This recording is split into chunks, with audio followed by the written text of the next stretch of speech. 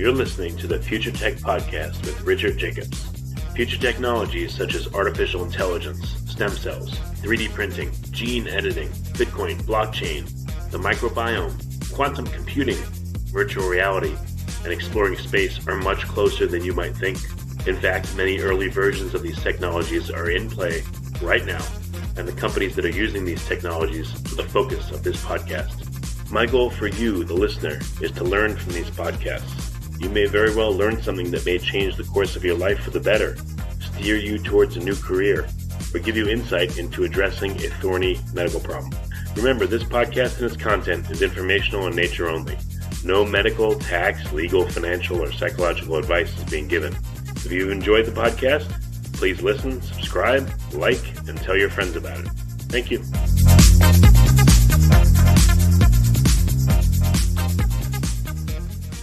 Hello, this is Richard Jacobs with the Future Tech and Future Tech Health podcast. I have Jay Shepard, the CEO of a company called Aravive. The website is ir.aravive.com. Aravive spelled ARAVIVE.com. Aravive is a clinical stage biotech company.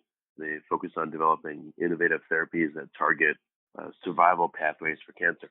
So without getting into the specific receptors and pathways, which we'll talk about in a little bit, I just want to welcome Jay. Thanks for coming, Jay. Thanks for having me, Richard. Yeah, so tell me a little bit about the company and how the company's premise and focus came about, why cancer, and what particular types of cancer do you focus on? Yep, sure. So Aravive was sort of born out of research that was done 4 or 5 years ago at Stanford under the leadership of a scientist by the name of Amato Giacchia, and he was the founder of Aravive. And the premise was that, there's one of the fairly well-known mechanisms of sort of metastases is the what they call the axial gas-6 pathway. And what that means is that when the pathway, when it's a lock and key sort of mechanism, so, axial is a receptor in the body and gas-6 is a ligand. And when those two entities merge with one another, they cause to oversimplify, they cause cancer to metastasize, and they also can cause drug resistance. And so, over the last 10, 15 years, there's been a lot of work that's been done to try and shut down that pathway, to shut down and sort of short circuit the whole gas-6 axial pathway so that you can minimize drug resistance and metastases. And there's been a number of companies that have really focused on sort of shutting down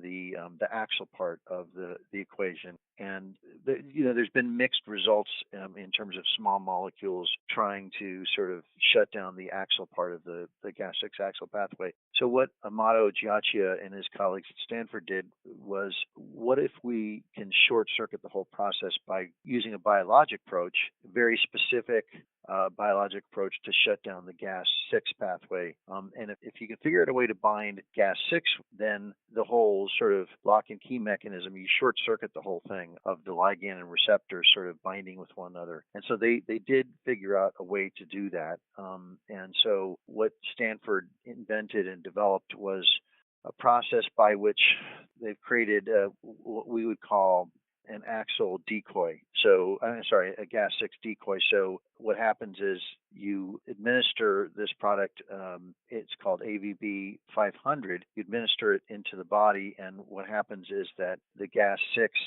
sees it, and it binds with that versus natural gas-6. And then thereby, when you bind it up, it short circuits the whole process. And if you bind up gas-6, then the body can no longer sort of bind the natural gas-6 to axial, and it shuts down the whole process. And so, quick couple questions here. So, on cancer cells themselves, on the surface of the membrane, is that where this gas-6 receptor or ligand exists? Mechanistically, what's where? Yeah, it is on the surface of the cell membrane. That's exactly where it is. So certain cancers, it's not available on all cells, but cancer cells, for some reason, they change the expression of the cell, and then this receptor appears on the surface. Is that what happens? Yes, there's a number of different cancer types. I think we believe that most cancers express or overexpress gas-6 and axial, but there are certain cancer types where gas-6 and axial is, or gas-6, I should say, is highly expressed. So, cancers like ovarian cancer, pancreatic cancer, AML, triple negative breast cancers, head and neck cancer, and renal cancer, they all overexpress Gas6 highly. And so, it is expressed in virtually all cancers. There are certain cancers that, really overexpress it, and those are the cancers that I. How does this cause metastases? Do the cancer cells express both Gas-X and AXL, and then through cancer to cancer cell communication, they're letting each other know, go ahead and find a new spot and metastasize, or what's the mechanism of metastasis through this ligand and receptor? Well, I think some of these highly scientific questions probably would be best served by speaking with some of our scientists. But basically, like I said, most every cancer expresses Gas6 and AXL, and they're present on the surface of the cancer cells. And when they're expressed, they sort of cause a chain reaction. Once the Gas6 binds up with AXL, it causes a downstream effect of metastases by the epithelial cells become cancer cells, and then they start growing and metastasizing. And by administering our product and focusing on our biologic approach versus a small molecule approach, it basically shuts the process down effectively by going after the ligand versus the receptor. And so, from a very high level perspective, that's how our drug works.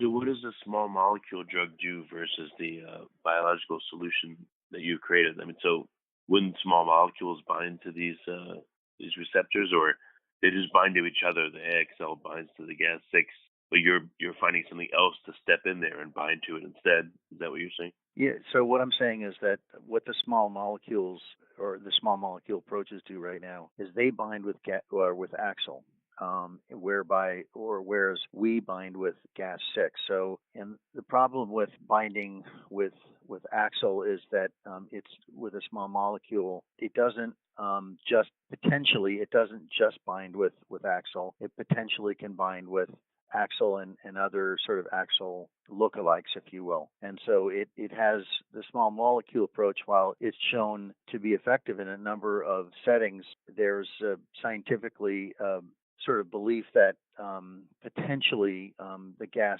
going after Gas6 is more selective, because what Aravive has seen in their preclinical models, and now they've seen in the phase 1 study, which was in healthy volunteers, is effectively like a complete suppression of Gas6. And if you shut down the Gas6 ligand, then there's no way that AXL can be activated, as opposed to going after AXL with a small molecule. There is the potential that the binding with AXL is not as selective as the effect that you would get if you bound with just Gas6.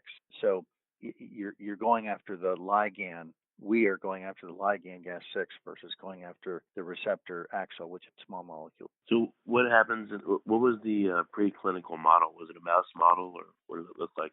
It was mouse models, and again, we have that is Aravive has data in ovarian and AML, in pancreatic, in renal cancer, and they were in rodent models. So what happened in the preclinical setup?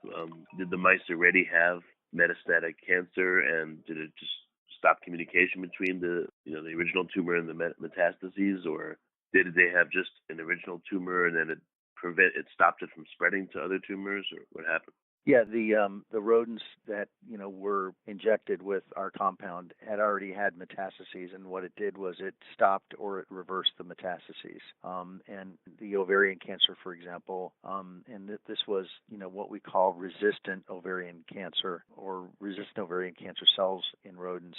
In 20 to 30% of the cases of the rodents, it actually cured the cancer, which is almost unheard of. But it is a preclinical model, and we have yet to see.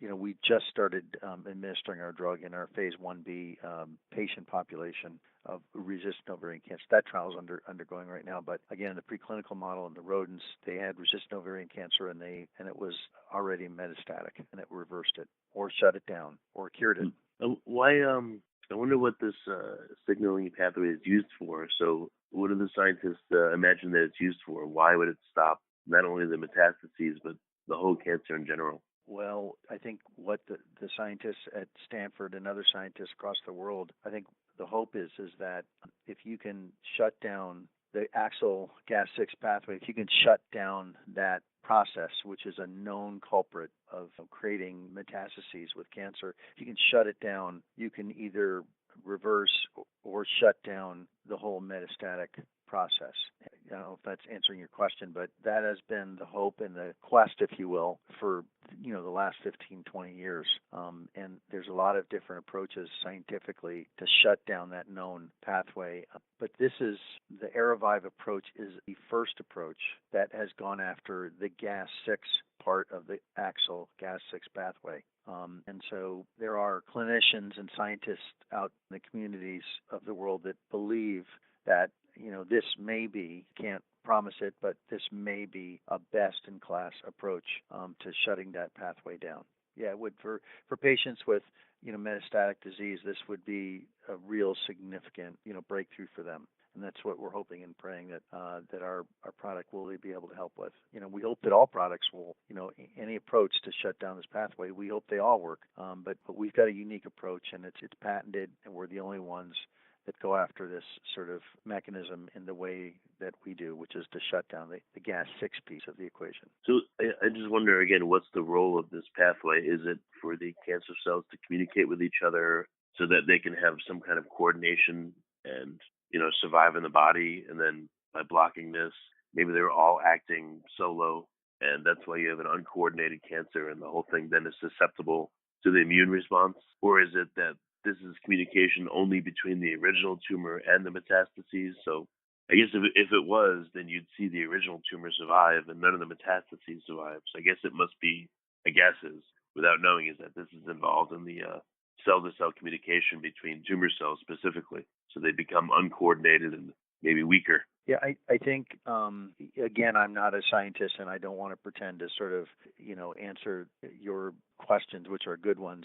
I don't want to sort of give you any misinformation, but as I understand it, this scientific process that's been developed out of Stanford, it stops the cancer cells from converting into metastatic cells. And the simple way to think about that is that cancer cells in the body will convert into cancer cells, and then cancer cells proliferate, grow, and expand in the body. And our drug, we hope that it shuts that process down from happening. So we don't have clinical results yet in patients, but what we think it will do is that it will, in many cases, it will stop the progression of the disease, and in some cases will reverse it. I mean, that's really the hope. And what that means is that you'll stop the cancer cells. They'll go from, kind of metastatic cancer cells back to normal, healthy epithelial cells.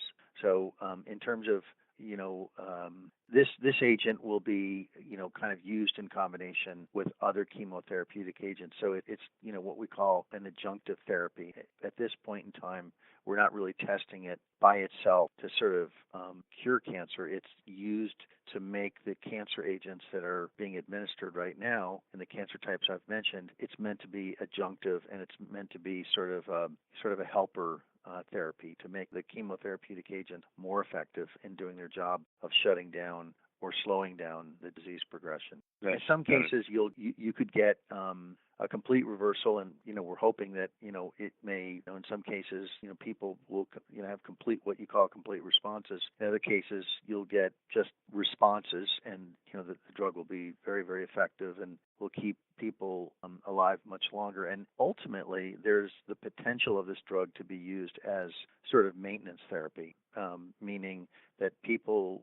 It's almost like AIDS, which is has become sort of a disease it has become almost a chronic disease. This type of therapy that we have, because it's such a safe product, it has virtually no toxicity at all in the body. Like people don't get side effects with this drug. This might very well be an ideal agent as a sort of a maintenance therapy drug that people could take almost indefinitely. But we have yet to be able to, kind of prove that hypothesis. But it's that kind of a drug, almost like it will work adjunctively with other drugs, and then potentially longer term, as we study this drug and develop it, it can also be used as a sort of a potentially a maintenance therapy.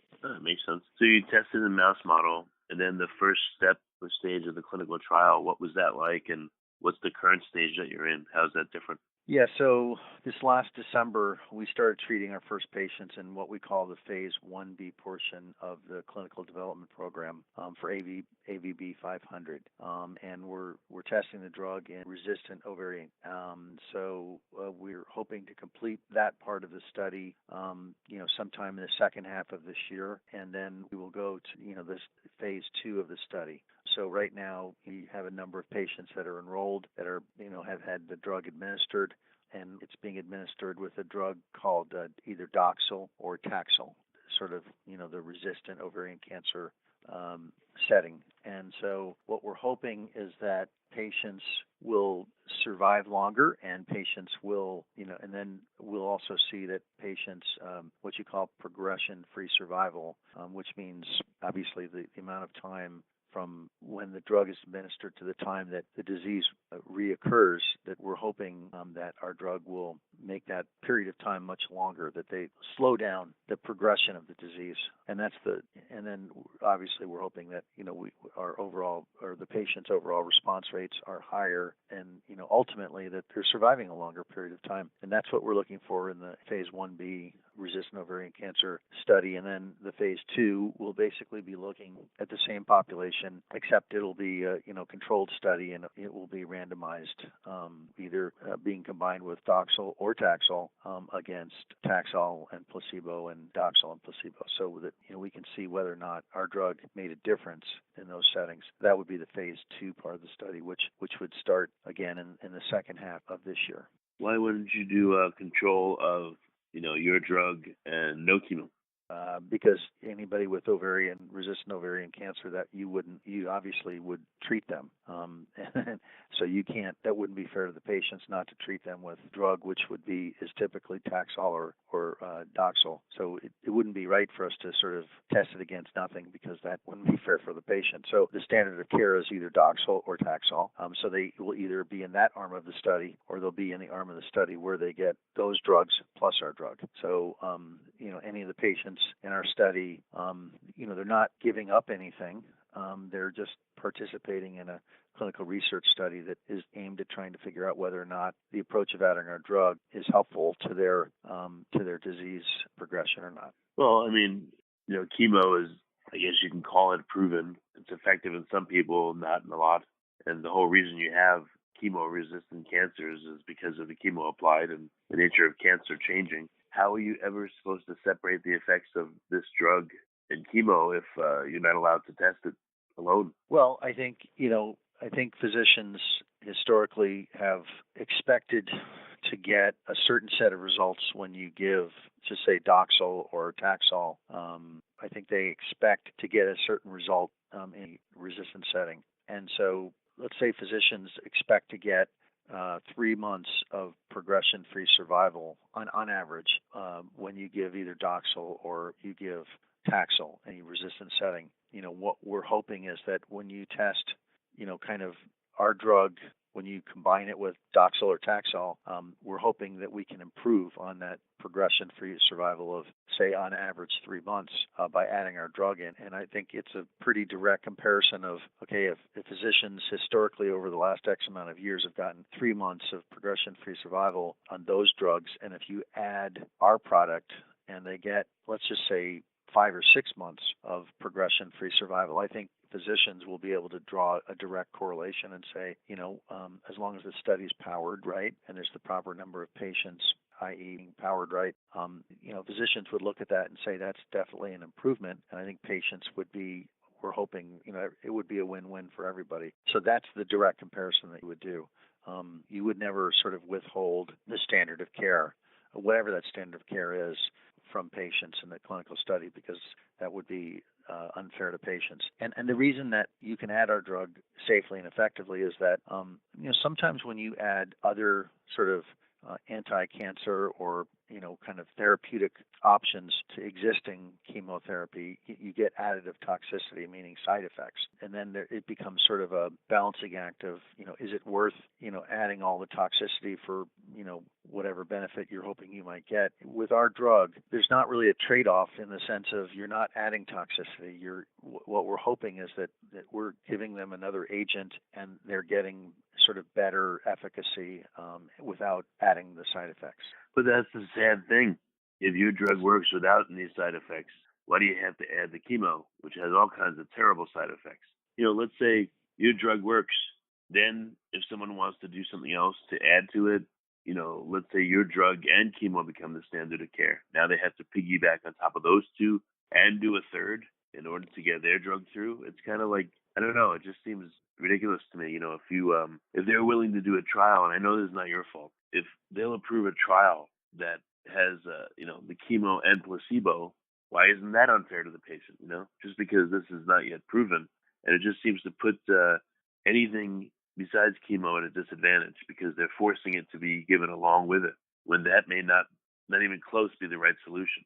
Maybe another drug with chemo does have terrible side effects, but alone it would be fine. It would work better, but they won't allow that. Yeah, well, we haven't studied our drug yet, so whether it'll get a better effect by itself versus some of the other drugs that are what you call platinum-resistant setting. For example, we're talking about platinum-resistant ovarian cancer. So we don't know if our drug by itself, we haven't studied that way yet. So I think in cancer therapeutics, when you develop drugs, what you want to sort of do is sort of be able to add on to what physicians are already doing results, because there aren't a lot of drugs out there that when you start getting, kind of resistance, in other words, drugs stop working as effectively as they did earlier on when you have early stage cancer. When you get to that kind of setting, there's really not a lot of drugs that are super effective, but there are drugs that, do prolong survival and they do knock down the cancer. And so physicians aren't going to stop using those drugs.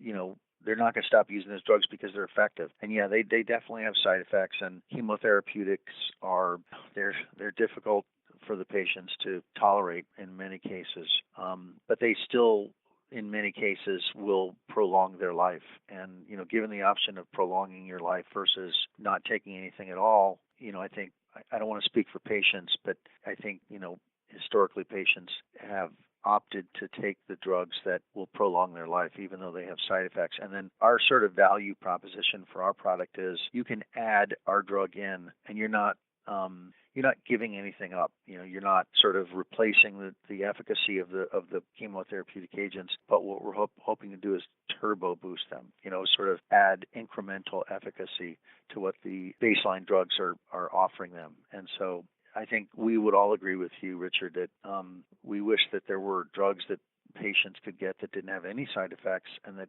just cured their disease. But we haven't found those drugs by and large. That I don't think those drugs we're still trying to discover those drugs. In certain cancer types, certain types of leukemia, they have figured out how to, cure certain types of cancer. But the ones that we're sort of trying to help out with, our first sort of foray is a resistant ovarian cancer. I don't think the world has discovered drugs that are curative yet. So what you're left with then is, can something be added into existing drugs that will have an incrementally beneficial effect to the patients? And we believe, although we haven't proven it yet, we believe that our drug has the potential to really help those existing drugs out. But you wouldn't want to take those drugs away unless you found something that could sort of just, cure the disease. And I'm afraid at this moment, we don't have evidence that our drug by itself will cure it. And I don't think there's really any drugs out there that have been able to show that yet. So again, the hypothesis or the hope is that, and the prayer is that we will be additive to the drugs that are already giving them a beneficial effect in terms of efficacy. So that's. Well, how would you prove it that your drug may have positive effects on its own? Let's say you do it and hopefully the trial works and works well. Mm-hmm. How would you ever then say, well, why not just try the drug alone? Maybe it'll work so well that we won't need chemo. Or is that just not allowed? Well, I think it's, drug development is sort of always a stepwise sort of process. If you think about any therapeutic area, you take it step by step. And so typically what you do is you develop your drug and you test it in patients who are, really having a hard time or are not responding to conventional drugs. And you start there, and then as the drug sort of shows that it can slow down or reverse or stop disease progression, then you start using it earlier and earlier, meaning first line, second line therapy versus say second or third line. Does that make sense? Yeah, I just, like I said, I'm just wondering whether but okay, that makes sense as far as it can go. But okay, so what's the timeline? So you said by middle of this year you're going to be in phase 2B, or what's the timeline for phase 2, 3, and then I don't know if there's a 4 until it actually comes to the market. So the timeline would be that phase 2 would start sometime in the second half of this year. So sometime between July and December of this year, we would start our phase 2 trial, and then we expect to see results of that trial sometime toward the end of 2020. And then after you're done with your phase 2 trial, then you go to your pivotal trial or your phase 3 trial, which would be sort of a larger. It would also be a randomized trial that we would then take that data and submit that to the FDA to try and get them to approve this drug so it could be used in the resistant ovarian cancer population. It would be available, what you say, commercially. So that's more or less the timing insofar as the resistant ovarian cancer setting. So if things work out well and the drug shows good efficacy, how long would it be, ballpark, do you think, until it's available as a therapy to the general public? We haven't really given the public, we don't know exactly what the timeline looks like in terms of the completion of the phase 3 trial, because that's obviously a larger trial, but, it could be, it'd be sometime before 2025. So 2025, it would be sometime before then, probably, hopefully, several years or a couple of years before that, but we haven't disclosed exactly when that would be. And the phase 2 trial has to start accruing, and then we have to complete it. Then we have to sort of assess what the data and the results, how the data looks, and then you start your phase 3 trial. And then that, takes a year or two to accrue, meaning enroll patients, getting the results of that. So, if you can imagine that would be in the early 2020s. Okay, very good. So what's the best way for folks to find out more, get in contact, ask questions, etc.? I think, they can go on our website.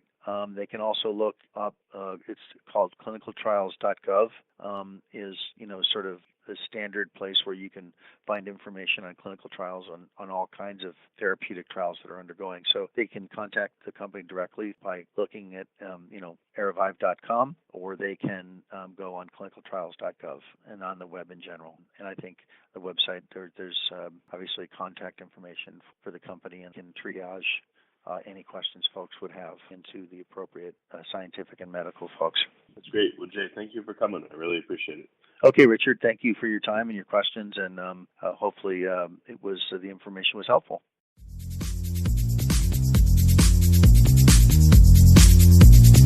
You're listening to the Future Tech Podcast with Richard Jacobs. Future technologies such as artificial intelligence, stem cells, 3D printing, gene editing, Bitcoin, blockchain, the microbiome, quantum computing, virtual reality, and exploring space are much closer than you might think.